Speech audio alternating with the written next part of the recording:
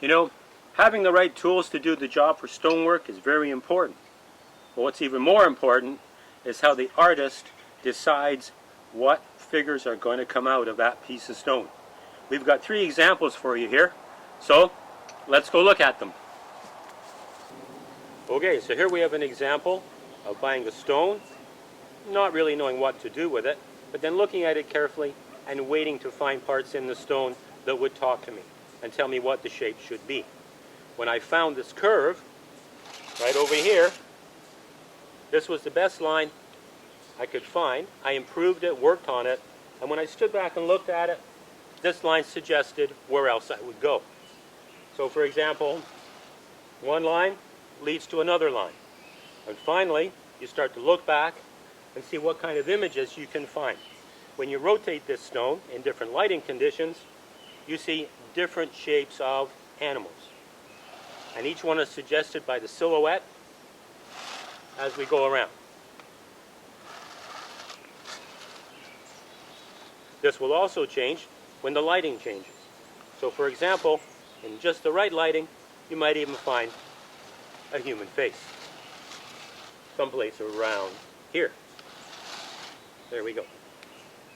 Okay, here we are with a block that was picked for a specific project.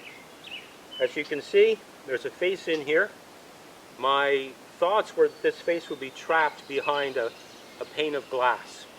So we're actually imitating the fact that the person is squished up against the glass, but we don't really have any. So I needed a box-like piece of stone.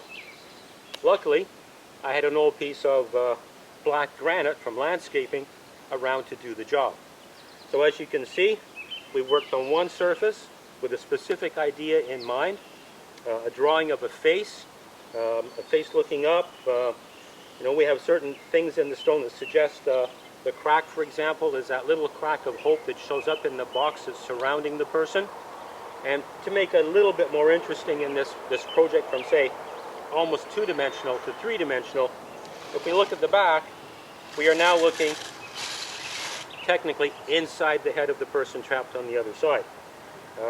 We have certain, psychological comments on round pegs and square holes, but this is the inside part that supports the front. So it's a very narrow piece. We don't need much on the sides. Once we start to suggest that it might be looking at 2 panes of glass or the effect of 2 panes of glass.